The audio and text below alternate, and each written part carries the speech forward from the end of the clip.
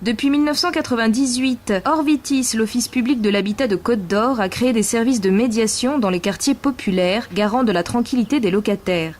Sylvain Blondiot, responsable du service de Chenauve, nous présente le travail au quotidien de ces gérants de proximité.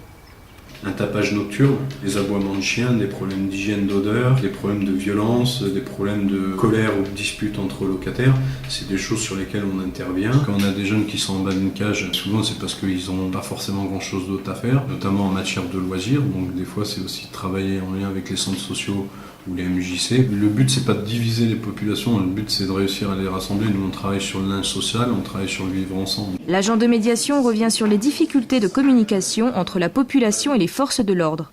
Aujourd'hui, ce qu'on voit par contre, c'est un fort sentiment d'incompréhension de la part de la population et essentiellement de la population jeune concernant les actions de police. Non pas qu'on soit sans arrêt sur du tutoiement, non pas qu'on ait en face de nous des fonctionnaires de police qui soient irrespectueux ou hors cadre professionnel, simplement on a peur de ce qu'on ne connaît pas et on se méfiera d'autant plus de ce qu'on ne connaît pas. Le dialogue il n'est pas rompu, si jamais il est rompu, change de travail.